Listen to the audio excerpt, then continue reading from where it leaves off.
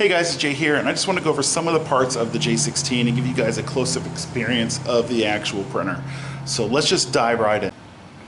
Alright, I'm going to come straight over to here, and then we have our heating. This actually turns on a heating element and heats the ink, or heats the print head to makes it move the ink a little bit better. Of course, our emergency switch, our standard on-off emergency switch. This is our vacuum bed switch, so it turns on and off the vacuum bed. We have a neat little service door here. It goes into your main board, which, by the way, this is a USB interface. You come up here and hook it up to your computer via USB.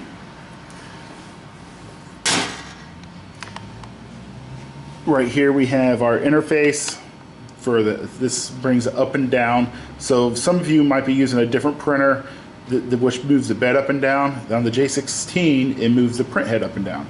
So we want to move the print head up, actually move the print head up. The entire X gantry is moving up. You see, this is known to be the stronger X gear ratio. So we got in and out. Of course, we have out, and then we got in. Then if we want to move the print head to the left, we move the print head to the left, back to the right, right? We can click the cancel button and send it home. We can run a clean right here if we wanted to. And we can also run a nozzle check by pressing the test button if we wanted to. This is a sensor that senses the bottom of your bed. There'll be a piece of metal hanging down. I don't know if we can see it. There it is right here. There's a piece of metal hanging down. It comes in and it breaks this laser beam, and when that does that, it knows the bed's all the way forward. What I really like about this is we have a few screws right here that we can take out, and this whole bed will come up and we can service under here pretty easy. Alright, over here is another service door. You can come down in here and we can see our power supplies. You can actually start to see motors and gears back there for the X-rail. This is your light intensity. This may change location. We're thinking about moving location, but regardless, you're going to have light intensity. So this one's for your color and white, which is a one, and then this one is for your varnish. Okay, so we can say, hey, I want to print or run at 60% intensity. I suggest on your color and white, 80%, and then your varnish somewhere between 20 and 30% intensity. A lot of people like this service thing here, so you can actually move the print head over, and we can get down here and service this. If it needs to be serviced, you can put a rag down here and flush your print heads into the rag or cup, and it holds it up for you pretty nice. And then while we're over here, this door just flips open and we can see our print heads. So depending on the model that you get, most of them come with the F1080. This one has the TX800 heads. These are your lamps, left and right.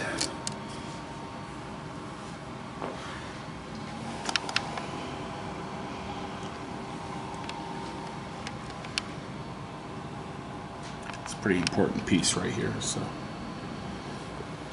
all right. So we'll send that home by pressing the cancel button. Watch it go home. Actually, okay. So we come in here underneath the print head.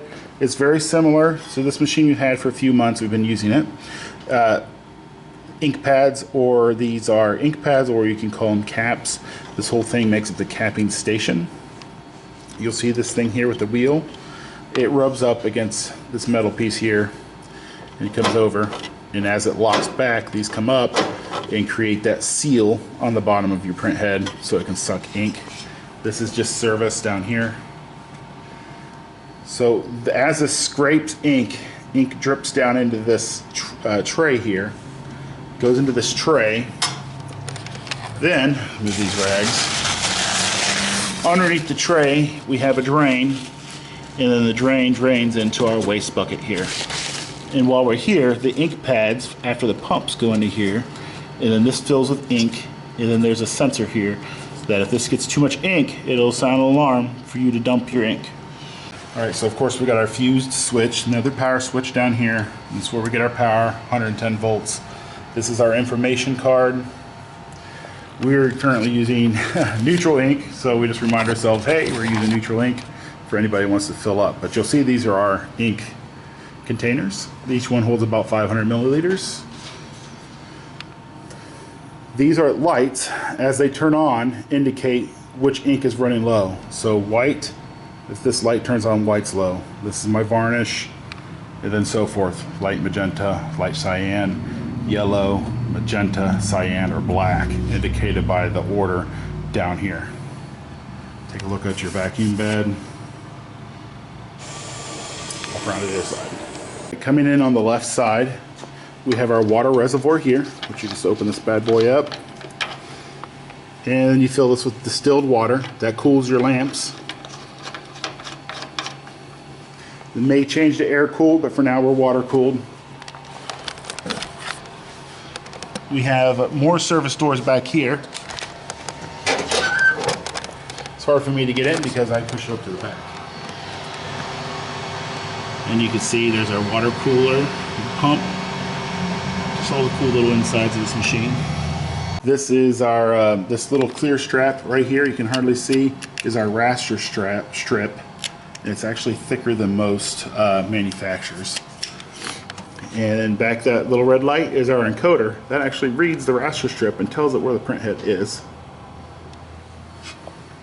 Oh, this is our Z-axis lifting mechanism.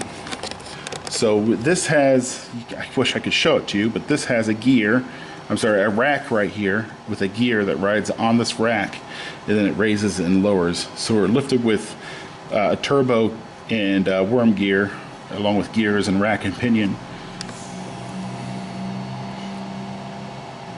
Maybe we can see if we come up this way. Yeah, you can see there's the rack right here, and then the pinion or the gear going up and down on it.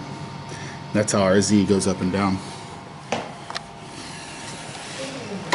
Okay, these are our height sensors right here. So it kind of works like a garage door sensor with a laser beam that shoots across. If it's broken, it knows it needs to lower or actually raise the print head. And they're very easily adjusted. If anything needs adjusted, just loosen these screws, raise and lower. Let's go ahead and see this thing print real quick. I went ahead and did a video right before we did this walkthrough on how to get a good nozzle check. So we got a good nozzle check already. If you guys need to know how to do that, watch that other video. I'll, if I remember, put it at the end of this video here when we upload it. So let's just print something. All right, so I don't have too terribly many things listed, saved on this computer all ready to go. So let's go ahead and let's just print a color flag and you guys can check it out.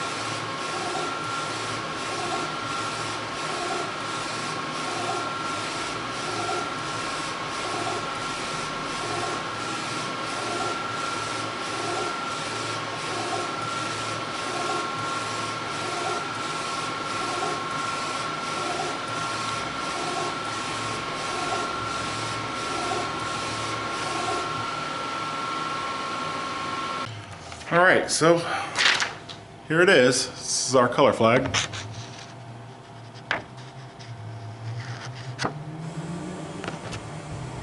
Actually printed on DTF paper. It's kind of cool. Watch this.